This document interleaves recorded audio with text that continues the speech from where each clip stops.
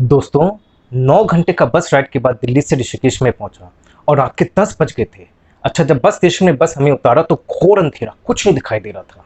Luckily अब तो अपने पास ऑल इन वन है मोबाइल, जिसका टॉर्च मैं यूज़ किया। मैं हमेशा क्या करता हूँ, ये भी आप ध्यान रखें, इज़ वेरी इंपॉर्टेंट टिप, कि जब भी मैं बाहर ट्रैवल करता हूँ तो टॉर्च का जो आइकन है वो एकदम सामने रखता हूँ मोबाइल के। इससे बहुत बहुत आराम रहता है। इनफैक्ट सबसे पहले मैं ही उतरा, क्योंकि मैं तुरंत मेरा टॉर्च खुल गया और मैंने उतर पाया आराम से।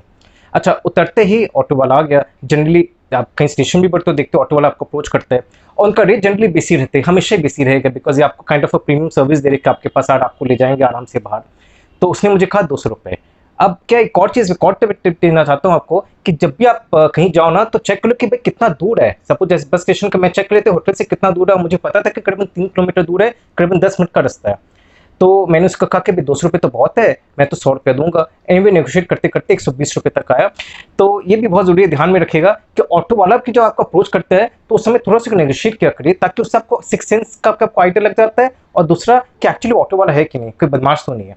फिर देखिए, ट्रैवलिंग में सिक्स सेंस होना बहुत जरूरी है, आपका गट फीलिंग होना बहुत जरूरी है, और उसमें हमेशा विश्वास किया करिए, बिकॉज वो ट्रैवलिंग में बहुत काम आता है। अगर आपको कहीं भी ऐसा लगता है कि सिक्स सेंस बोलता है कि ये जगह सही नहीं है, ये आदमी सही नहीं है, डोंट गो फॉर इट। ठीक, देखिए उतरने के बाद भी, बस से उतरने के बाद इतना पता नहीं लगा, पर जब ऑटो में चलते और जब दो रफ्तार में गाड़ी चलती है तो ठंडी हवा जो दोनों साइड से आती है, मतलब भयंकर। उस समय अपने को बहुत अच्छा लगता है, आनंद आता है कि स्पेशली अपने जो प्लेन से ऊपर हिल स्टेशन में आए हैं, तो वो सबसे बड़ा रिस्क है। उस समय ठंड लगने का चांस सबसे बेसी हाई रहता है, क्योंकि सडनली आपके पास एकदम ठंडी हवा आ रही है, आप एकदम गर्म जगह से एकदम ठंडी जगह आए हैं। तो बहुत इंपॉर्टेंट है अपना केयर्स उस समय कवर करके रखिए। उसके बाद जब होटल पहुंचा तो बहुत ही बढ़िया उनका सर्विस था। उन्होंने कहा कि भाई इवन 10:30 बजे मैं पहुंच, उन्होंने कहा कि मैं बोलो आपको क्या लो डिनर में, मैगी बना दो या टोस्ट, चाय, कुछ भी आपको चाहिए। तो एनीवे मैं क्या करता हूँ, हमेशा कहीं बाहर जाता हूँ तो कुछ अपना रोटी और अचार कुछ हमेशा साथ ले जाता हूँ, बहुत काम आता है। तो वही मैं खा लिया उस दिन रात में, ऐसे भी बहुत थक गया था।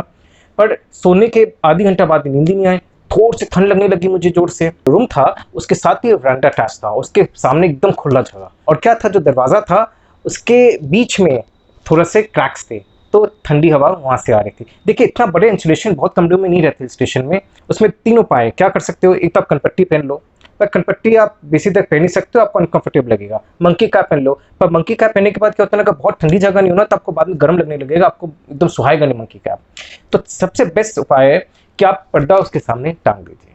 पर्दा टांगने से क्या होगा कि एटलीस्ट आपके पास डायरेक्ट हवा नहीं आएगी। ठीक है, कमरा जरूर ठंडा होगा पर डायरेक्ट हवा नहीं आएगा। कमरा ठंडा होगा तो कोई बात नहीं, रजाई उड़े, कॉट रजाई उड़े, वो उपाय आपके पास, पर डायरेक्ट हवा का कोई उपाय नहीं है। अगर आपको मेरा वीडियो अच्छा लगा तो इसे लाइक और सब्सक्राइब जरूर करिएगा।